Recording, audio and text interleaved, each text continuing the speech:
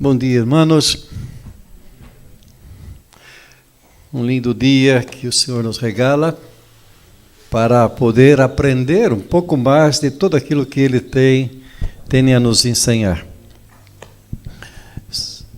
Queria pedir aos irmãos que abram suas Bíblias no texto de 1 Coríntios, capítulo 13. É um texto muito conhecido, usado em casamentos.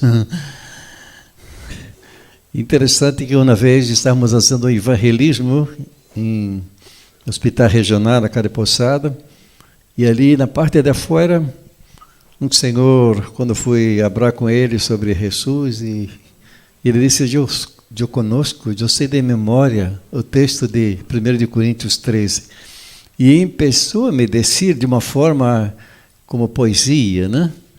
Dizia que lindo, agora vos conheceis esse verdadeiro amor. E aí ele disse, já conheci, pero estou lejos, né? E aí foi um tempo de ministração na vida desse homem, me parece que é de Jardim América, e pedimos que ele, de pronto, buscasse uma igreja. Ele disse, tem uma igreja bautista do lado de minha casa. Ele disse, então, não te demores para volver ao caminho que é Jesus. O texto de 1 Coríntios, capítulo 13, vamos nos pôr de pé em reverência à palavra de Deus para ler. Diz assim: se eu abrace línguas humanas e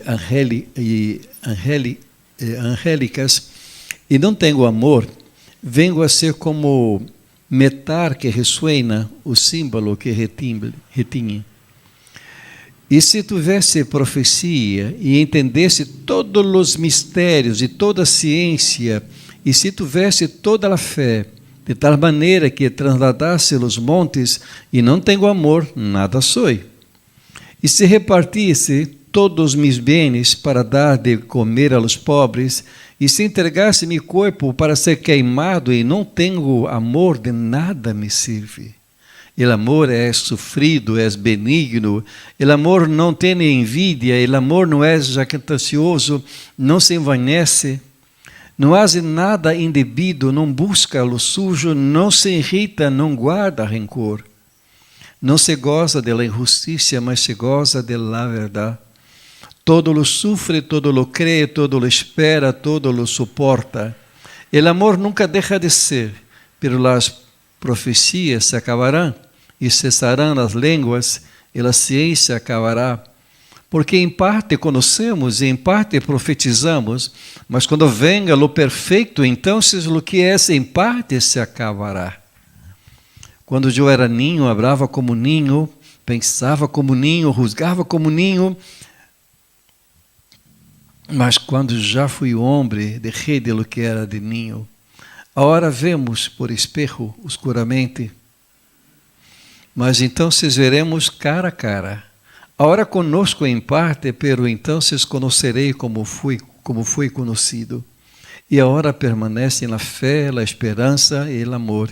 Esses três, pero o maior de eles é o amor. Amém? Baixe sua cabeça. Vamos orar uma vez mais. Padre Celestial, queremos entrar uma vez mais, Senhor, em Tu presença, a hora para estudar um pouco mais Tu palavra, Senhor. Tu palavra ela é profunda. Ela tem lições, Padre, que marcarão nossa vida, que marcaram e marcam e marcarão nossa vida sempre, Padre. Pero nesse momento pedimos que Tu Espírito Santo, por misericórdia, nos conduzca, Padre. Usa Tu servas, sem queiras, para a glória do Teu nome. Perdona meus pecados, limpa meu coração, Senhor. Desejo ser um canal de bendição na vida de meus irmãos. Abra conosco, Padre. Te pedimos em nome de Jesus. Amém. Amém. Tome assento, por favor.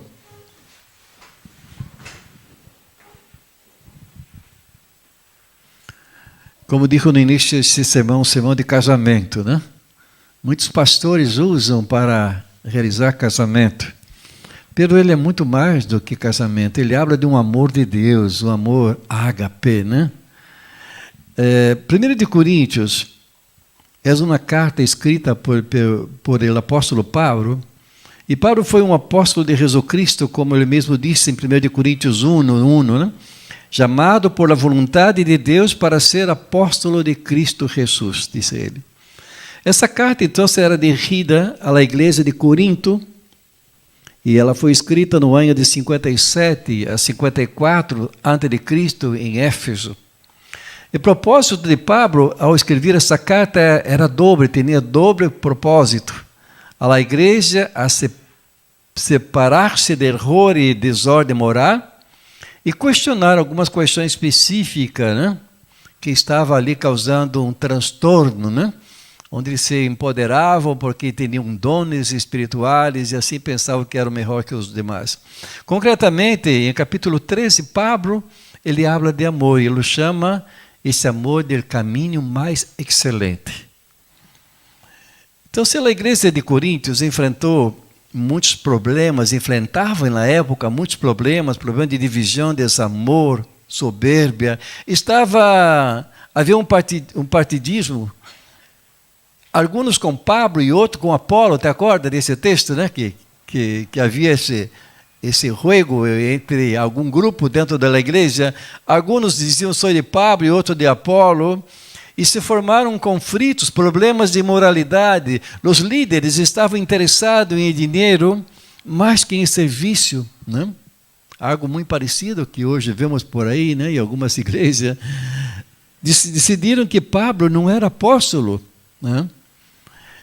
E capítulo 13, então, dessa carta, para que venhamos a entender, devemos entender em sentido, é dizer, como uma afirmação relativa à questão de los dons espirituais.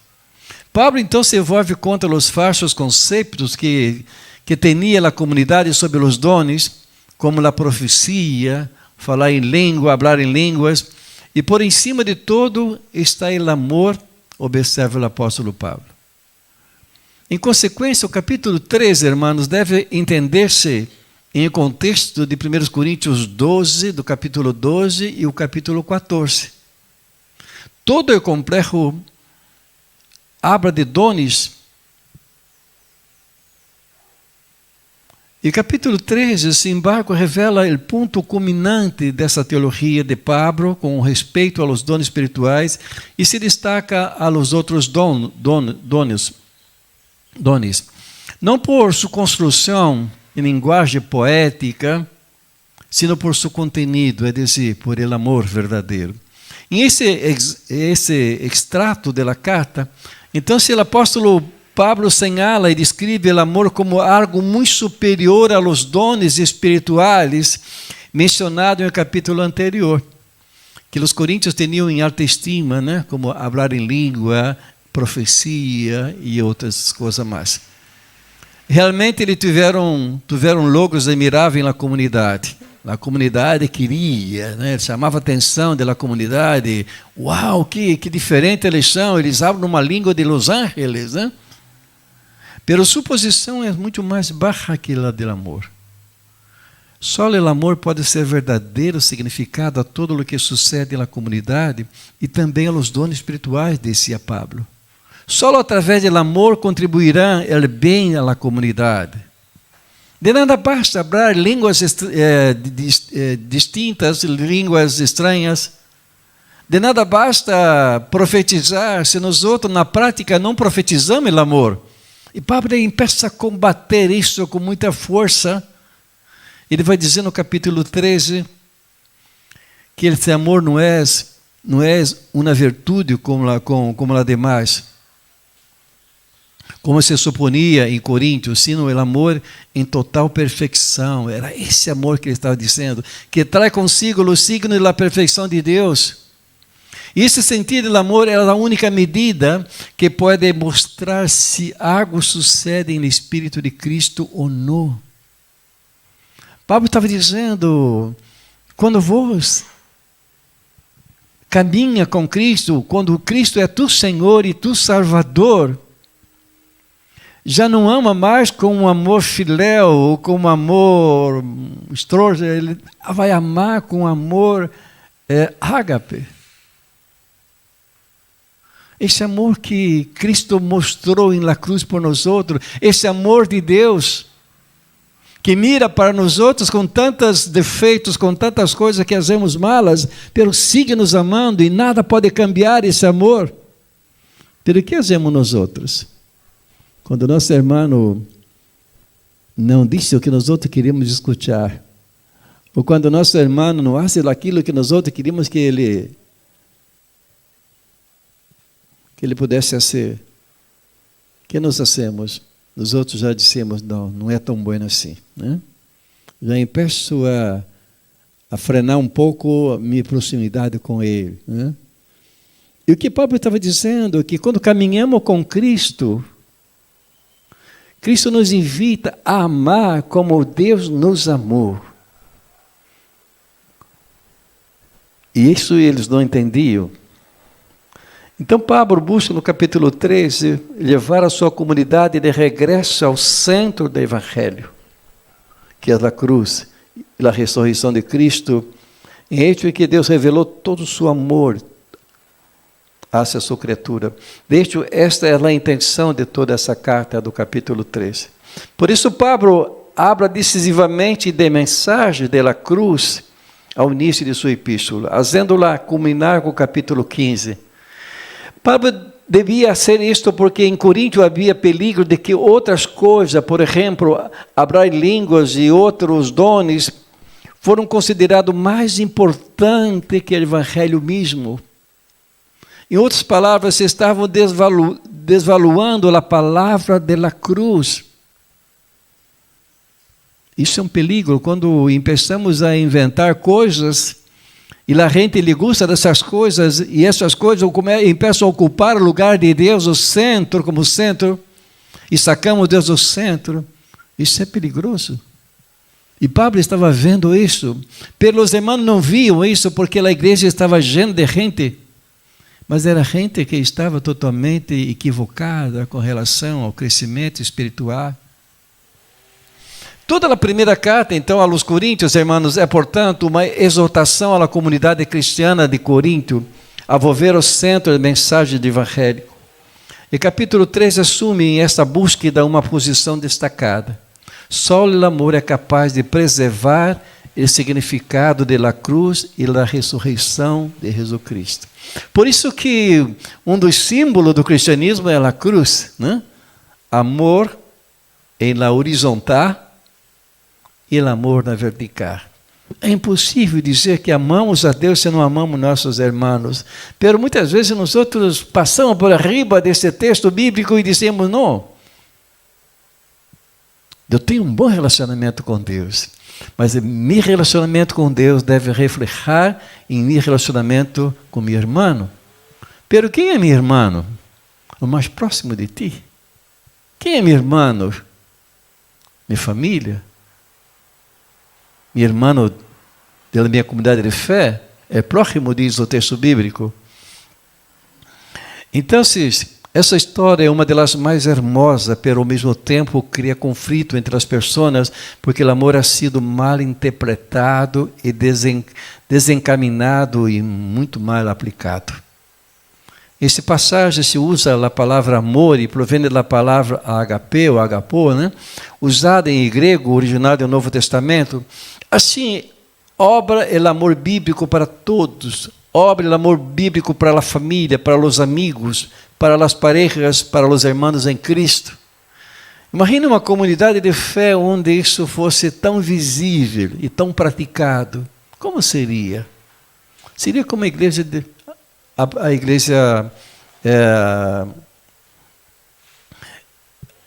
a igreja primitiva, onde a igreja caía na graça de toda a comunidade, a gente via aquele amor fluindo, aquela pessoa se comunicando, se ajudando, tinham todo em comum, nada faltava, e Deus agregava membros à sua igreja.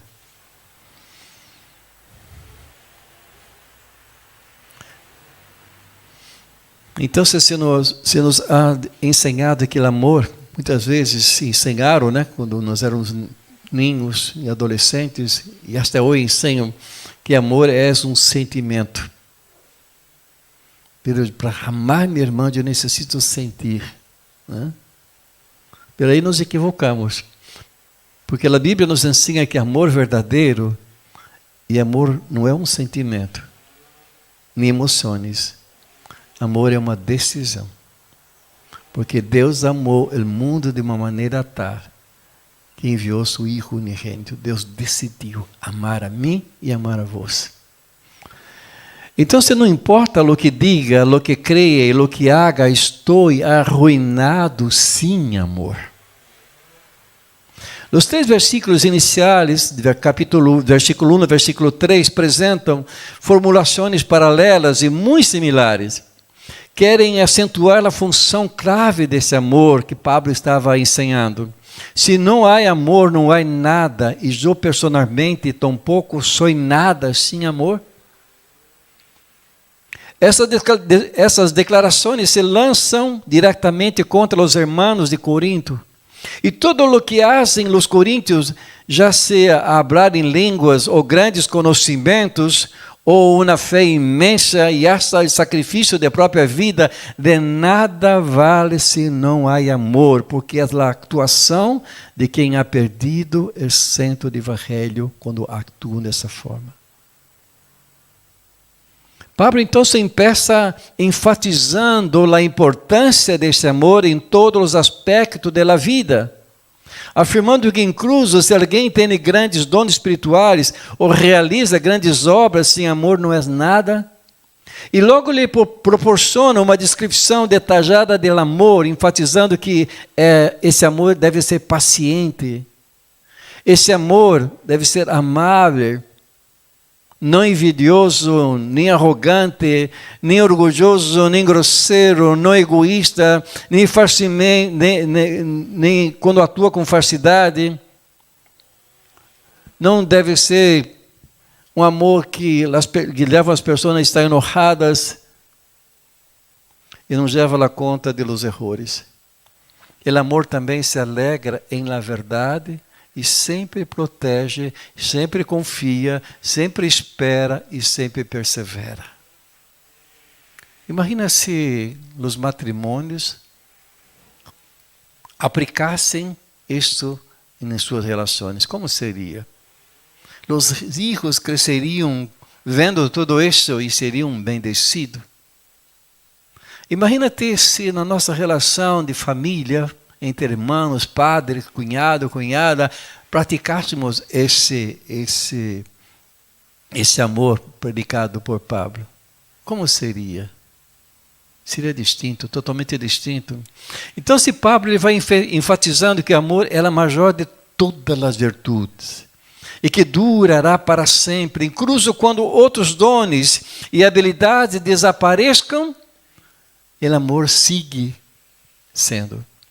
Anima então a los coríntios a buscar esse amor por em cima de todo e utilizar seus dons e habilidades a serviço de los demais.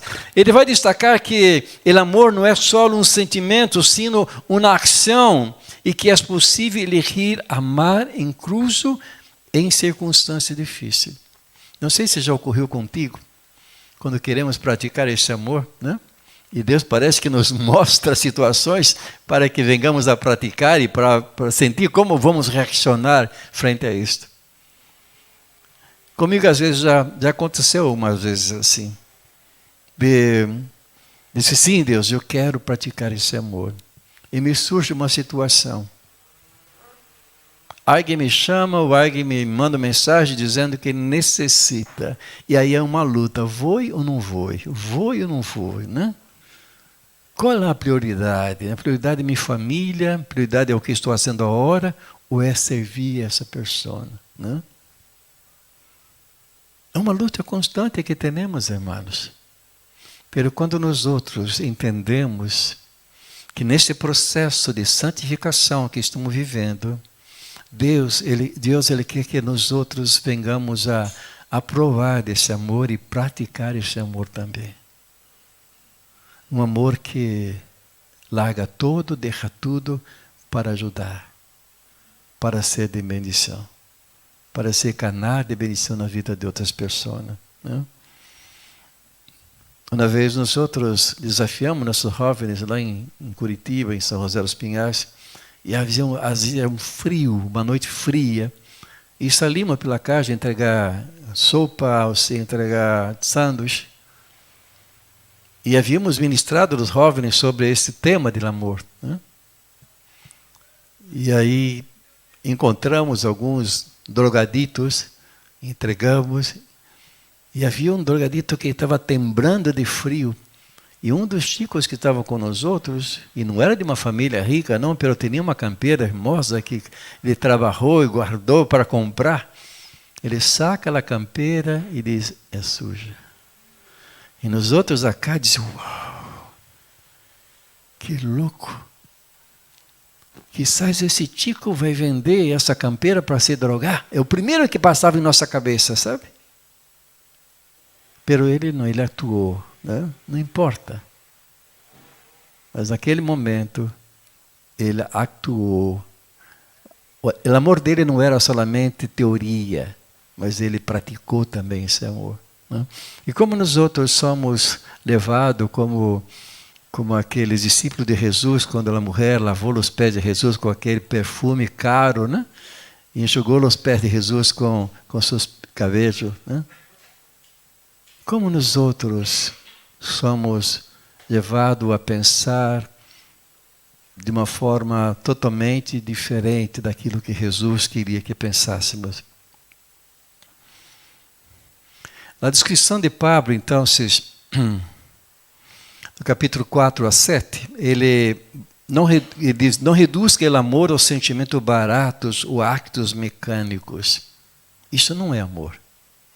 Cada término descreve tanto emoções como atitude. Pensar em amor cristiano como um simples sentimento ou uma simples atividade é contradizer a definição do apóstolo. Vemos nos intentos de Pablo, então, de descrever o amor, que demonstra que no amor não há nenhuma gota de egoísmo, por lo que não busca seus próprios interesses, dijo ele. Não se exaspera nem se ressente del mal, ou não leva registro de delitos. Provavelmente significa que a pessoa que ama não centra a atenção na injustiça que outros cometeram contra ela. Outras possibilidades é que o amor não planeie o mal contra os demais, porque ele não está em ele, eu sino em ele outro. Em outras palavras, todo apoia, todo sofre, tudo crê, tudo espera, disse Pablo. E Pablo usa esse término 4 vezes para lograr um efeito retórico, mientras leva a sua descrição de amor a um clímax. Quando lemos esse texto, temos ganas de praticar esse amor. À luz dessa forma, um pouco exagerada de Pablo, né? de fazer entender esse amor, não devemos pensar que amar significa confiar ou proteger sem restrições. Cada uma das responsabilidades cristianas, incluída em amor, deve praticar-se em equilíbrio, através de todas as demais responsabilidades, justiça, misericórdia, verdade, etc. Assim, Pablo ele continua explicando a natureza e a importância do amor cristiano. E Pablo se centra na inutilidade de exercitar os dons sem amor. De hecho, dijo que aunque pudera realizar grandes e impossíveis milagres, sem amor não serviria de nada. E penso que Pablo estava pensando naquele texto de Jesus quando dizia que um dia vamos estar cara a cara com Deus e vamos dizer, Deus, eu isso em tu nome, eu profetizei, eu sanei, eu prediquei, eu cantei, eu hice tantas coisas. E Deus vai dizer, não te conosco. Te vaja para o fogo eterno preparado para o diabo e seus anjos.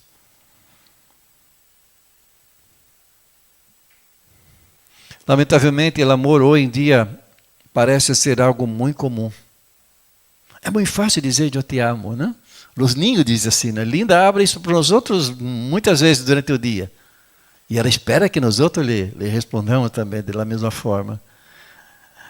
Pero há canções e do mundo que tocam o tema do amor. E parece tão romântico, tão lindo. Portanto, se ha convertido em um tema extremamente banalizado e distorcionado, quando deveria ser algo de muito respeito, já que falar de amor é falar de Deus mesmo. Deus é amor.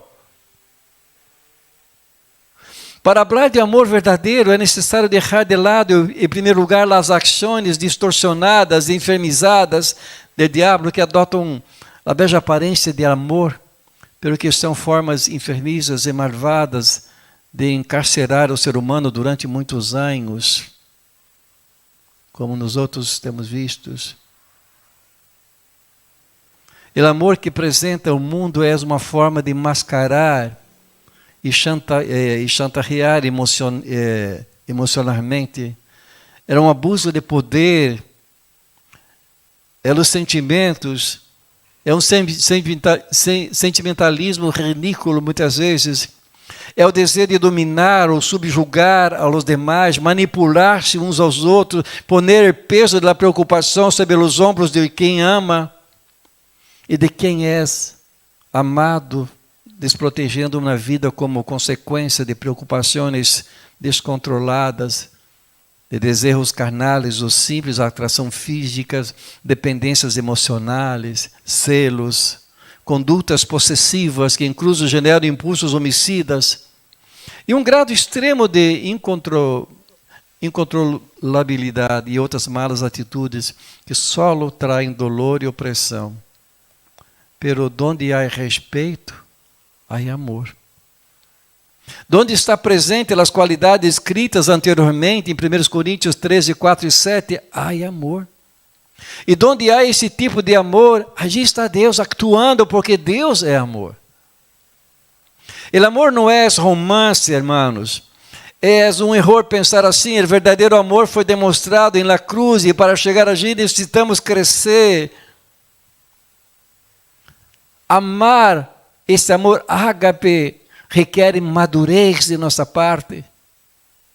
Pero nada que sepas, já sejam profecias, ciência ou dizer que tem fé, será importante sem amor, disse Pablo. Em segundo lugar, disse que aunque profetizemos a palavra de Deus, conozcamos os mistérios da ciência, tenhamos fé e realizemos o impossível, sem amor não seremos nada.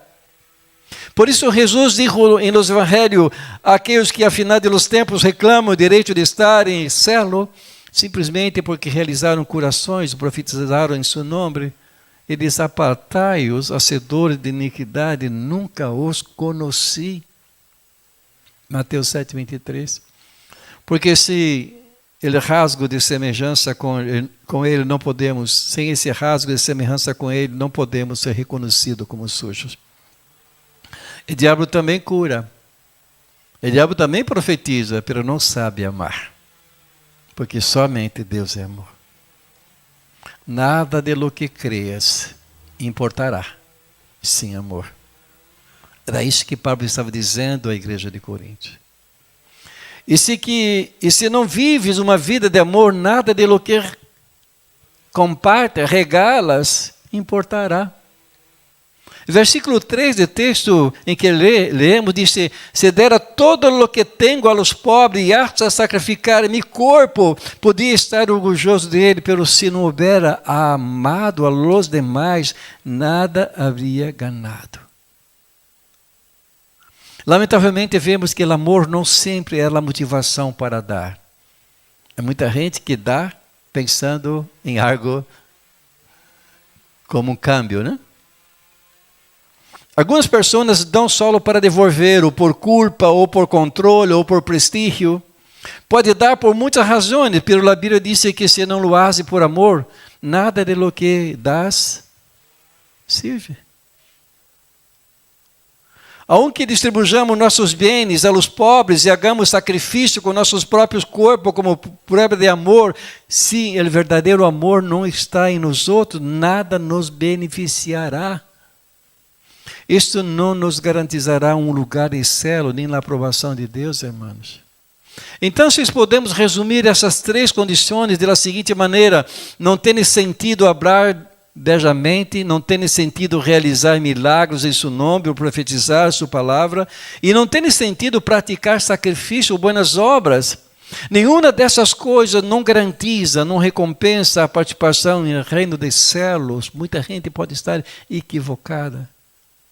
E finalmente, se não vives uma vida de amor, nada dele que logres importará. Podrás acumular uma incrível lista de logros personais. Pode ganhar o prêmio de Nobel de la Paz, como saiu agora para uma iraniana. Pode ter logros enormes, ser o empresário del año, construir uma grande herência, ter êxitos incrivelmente grandes em tu vida. Pero a Bíblia diz que de pouco vale se não se ama.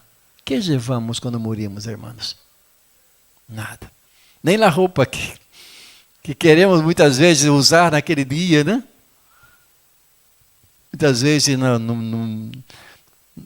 no momento dos nervos, a flor da pele lá, nos metem qualquer coisa lá, qualquer roupa. E não estamos mais vivos, né?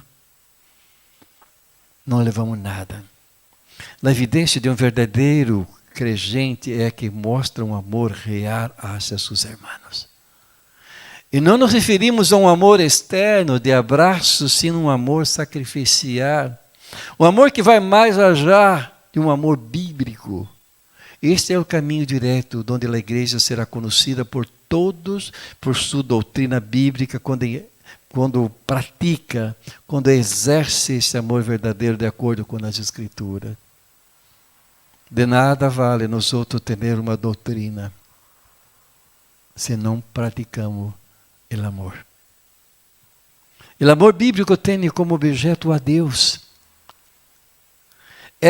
Ele é o verdadeiro motivador, ele é a fonte desse amor.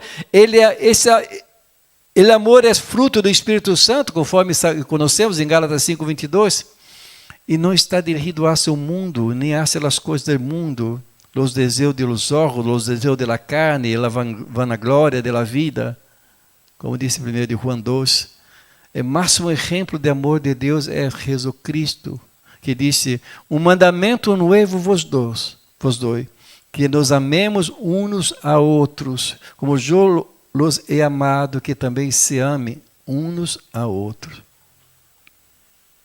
Como está nosso amor uns para com os outros? Numa escala de 0 a 10, como estamos amando? Deus nos ensina também que esse amor tem algumas características. E o texto mostra que o amor é paciente, é benigno, não arde de celo, não se jacta, se regozija em la verdade. Todo lo suporta, todo lo crê, todo lo espera, todo lo suporta. O que é suportar? O amor nunca termina. E logo Pablo mostra que o amor é um conjunto de características. Ele sofre, ele é benigno, ele trata bem a gente que nos trata mal.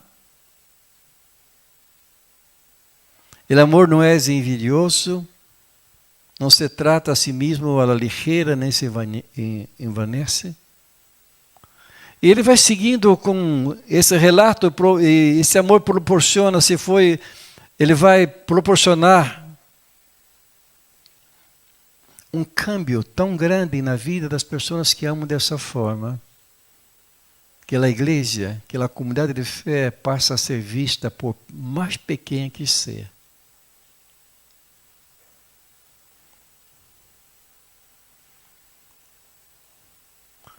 Ele vai dizer: não suspeite nada malo. Quando amamos a uma pessoa, não imaginamos imediatamente nada malo de sua parte. Pero nós outros temos tanta forma, né, de nos precaver, de nos proteger, que muitas vezes, né, nós já hacemos uma lista de que pode ser esse tipo, né, que apareceu por aqui, né, que pode ter hecho. E Pablo está dizendo: não suspeite nada malo, Que quando amamos uma pessoa, não imaginamos imediatamente nada mal de sua parte. Ademais, se entendemos sospeitar ou pensar como um término que sugere responsabilidade, e isso significa que não levamos um registro, um informe dos males que nos fazem. Não se alegrem na justiça, se alegrem na verdade.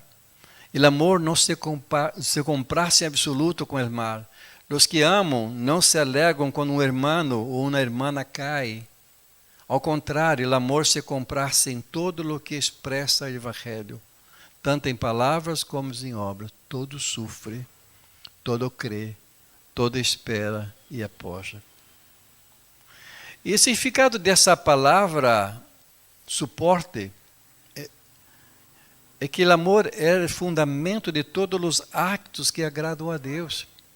E se sabemos disso, nós outros vamos suportar, é como carregar essa pessoa nesse momento de debilidade, sabe? Ajudando-lhe, discipulando-lhe, ensinando-lhe, orando com ele, lendo a Bíblia com ele, invertindo tempo na vida dessa pessoa. Mas muitas vezes o que nós outros fazemos?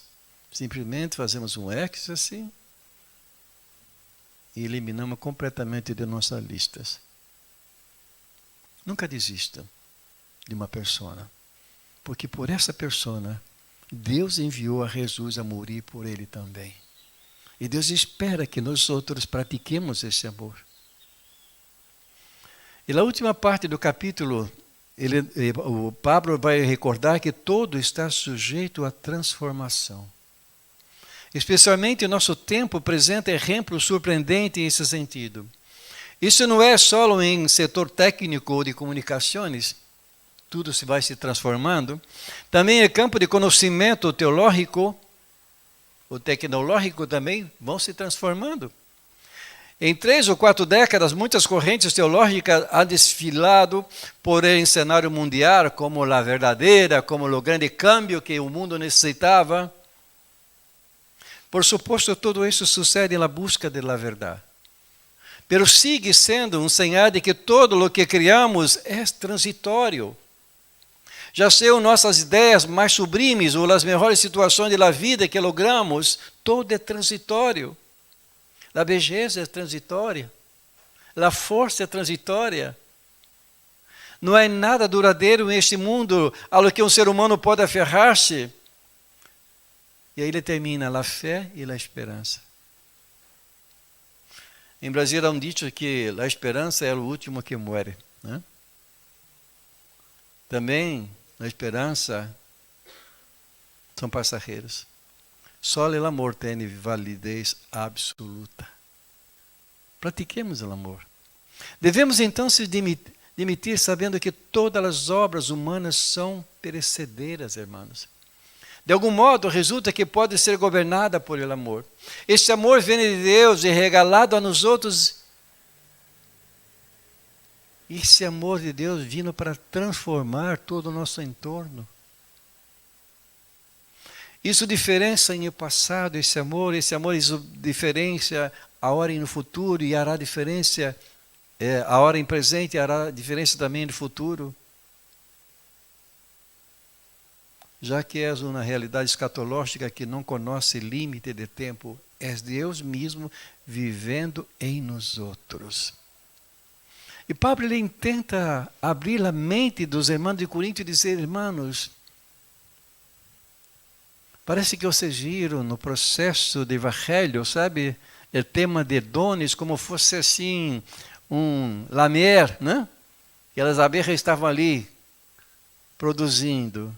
Por isso não é nada, há coisa mais importante, há coisa mais esplêndida para vocês conhecerem e provarem, que é o amor de Deus em Cristo, revelado em Cristo Jesus, nosso Senhor. E Deus nos chama a ser semelhante a Jesus, também esse amor. Há um livro da editora Fier, de uma escritora chamada de um escritor chamado Jane Wink.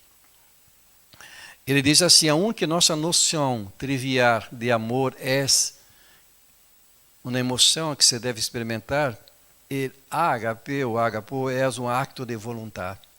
uma atitude inteligente e decidida de estima e devoção, uma atitude altruísta e decidida que quer fazer bem ao ser amado. Em outras palavras, o ágape, o amor de Jesus, não só o tem, ele atua. E a Bíblia descreve 259 vezes um amor que atua. Ágape é a palavra que usa o apóstolo Paulo para descrever porque Deus enviou a seu Filho. Pero Deus mostra seu amor, ágape, para com os outros, em que, sendo aún pecadores, Cristo morreu por nós outros. Ágape é a palavra que Jesus usa para instruir a seus discípulos acerca de quem los odiam.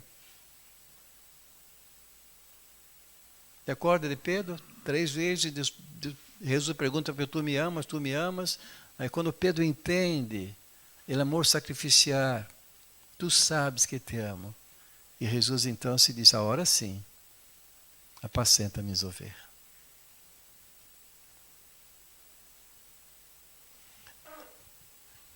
Amar com esse amor ágape pero a vossos inimigos, hace bem e prestar sem esperar nada a câmbio. Sua recompensa será grande e serão hijos de Altíssimo, diz o texto de Lucas 6,35, porque ele é bondadoso incluso com os ingratos e malos. Deus nos desafia a transcender o simples amor eros, incluso filos, para expressar mutuamente o tipo exato de amor que Deus expressa hacia nós outros. Um amor incondicional, desinteressado, ativo, ágape sacrificial, incansável, sem fim, ao ponto de entendermos que só o amamos porque Ele nos amou primeiro. Essa é uma luta constante, irmãos, em nós outros. Queremos agradar a Deus? Vamos vencer esse grande paradigma de nossa vida? Vamos romper esse paradigma? Vamos amar sem esperar nada em câmbio? Os políticos sabem amar, mas querem amar buscando votos, buscando algo em câmbio. Pero esse não é amor, filho, é amor ágape. O amor que Jesus nos ensina, o amor que Pablo estava predicando. Nós outros temos que fazer as coisas, surpreender as pessoas, porque Deus põe esse amor em nosso coração. Que lindo é chegar essa semana na casa do irmão e surpreender ele com um regalo, com uma torta, ou simplesmente com mandar uma mensagem, né? Quantas vezes eu me emocionei recebendo cartas ou mensagens de gente que jamais eu pensei que ia receber. Deixa Deus usar tua vida. Deixa Deus transformar a forma que amas, filéu, ou estronge por o amor, por esse amor, amor eros, ou filéu, por esse amor ágape. Claramente esse é um amor sobrenatural. E não é algo que qualquer ser humano pode praticar sem o poder do Espírito Santo. Quanto mais eu busco a Deus, mais eu aprendo desse amor. Devido que se origina em Deus e que tem o poder de Deus, o ágape não está limitado por limites mundanos que enfrentam outras formas de amor. O amor terrenal, já seja eros, filéus ou storge, sempre terá uma capacidade limitada. Pero o ágape é ilimitado, porque isso nasceu no coração de Deus. A Bíblia diz que a vida se trata de relações, não de logros. Por isso que Deus resumiu todos os mandamentos em apenas 2.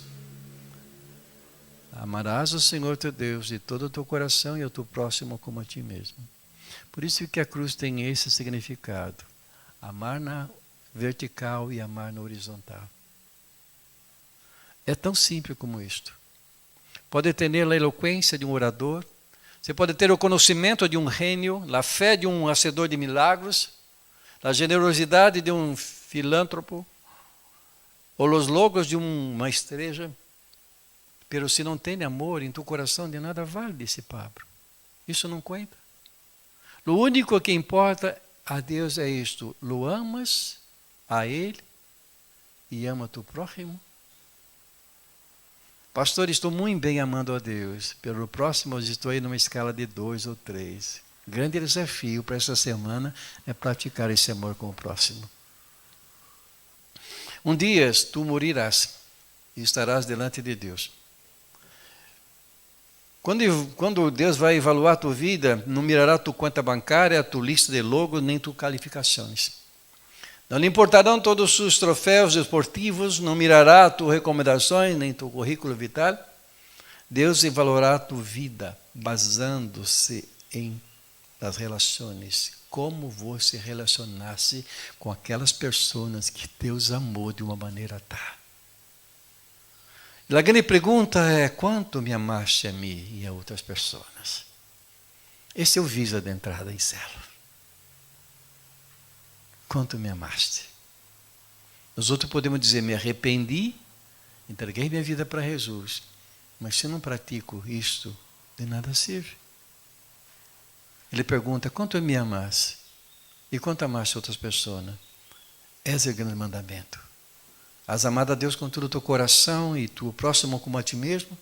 O que mais importará então, o que mais importa agora, é como expressas vossa fé através desse amor. Quantas pessoas existem empossadas que necessitam desse amor? Quando eu era adolescente, havia uma canção que se dizia, tinha uma letra que dizia assim, é muito, sem Deus é pouco, pero pouco com Deus é muito. Né? Escutamos o testemunho da nossa irmã aqui domingo, que recebe um pedido de ajuda para ajudar pessoas que estavam necessitadas. Ela mira em sua despensa e não havia quase nada, havia pouca coisa para chegar no fim do mês. No primeiro momento ela resiste, mas no segundo momento, quando a senhora lhe insiste, ela vai e diz, bom, vamos entregar isso cá. E sua esposa, que parecia que estava sem trabalho, desempregado, consegue naquela tarde um trabalho e já recebe alguma coisa, passa no mercado e traz um montão de coisa de comida, de compras, né? Para abastecer seus armários ali. Isso é a prática de um amor. Deus vê o coração e responde a oração. E tu fé Deus contemplará. Amém? Que Deus nos ajude, irmão. Que Deus nos permita que o Espírito Santo trabalhe em nossa mente ser mais parecido com Jesus a cada momento. Quantas pessoas nós encontramos por aí que tem tantas coisas, mas não aprendeu a amar. Quantas famílias estão sendo destroçadas nesse momento, quantas peleias estão acontecendo por egoísmo, porque não conheceram o centro do Evangelho.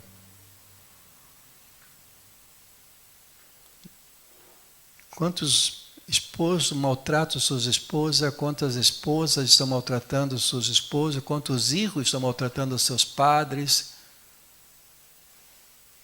porque não conhecem o centro do Evangelho.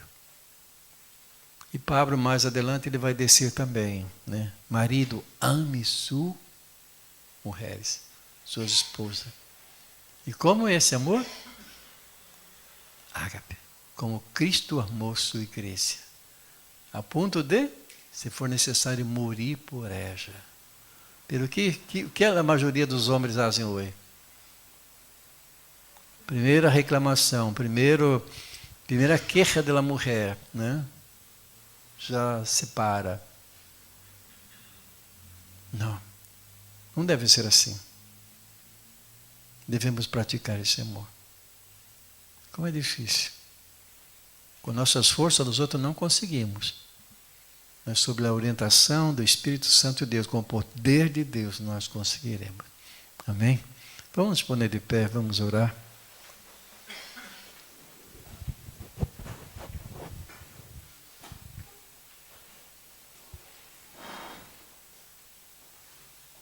Às vezes nós outros, para uma situação complicada, pedimos a Deus paciência, né? Dá-me paciência, Padre. Uma vez uma pessoa que eu conheci disse: meu nome é paciência. E cada vez que pedimos paciência, parece que Deus nos manda mais provas. Deus está tratando água nos outros. Pratique esse amor.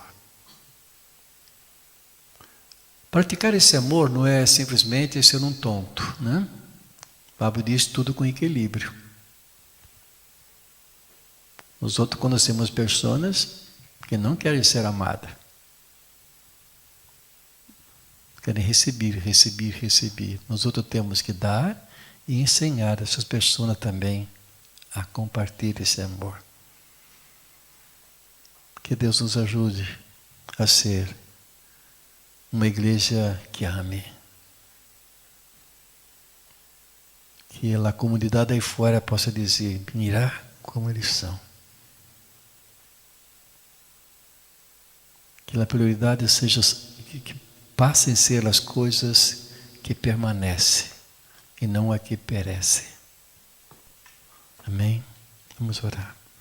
Padre Celestial, te damos graças uma vez mais nesse dia, porque esse texto tão hermoso, tão poético, Senhor, o Senhor nos ensina grandes coisas. Ajudar-nos a praticar esse amor, Pai. Os outros reconhecemos que muitas vezes temos falhado, Padre. E usamos de escusa porque somos sanguíneos, somos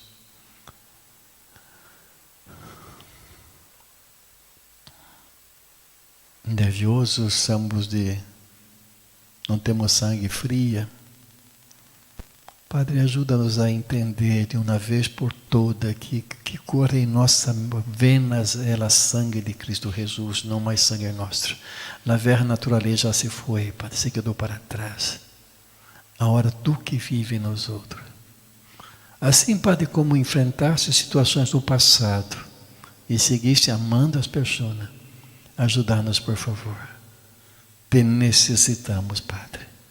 Bendize-nos, Padre, e nos dê um domingo bendecido em Cristo Jesus. Veni conosco em tudo o que vamos fazer. E que em todos os momentos, ao demonstrar, ao pôr em prática, Senhor, o que aprendemos, vamos necessitar uma vez mais de Tu presença em nossa vida, de Tu poder. Ajudar-nos, por favor. Cuida-nos, guarde e nos protege, Senhor. Oramos em nome de Jesus. Amém.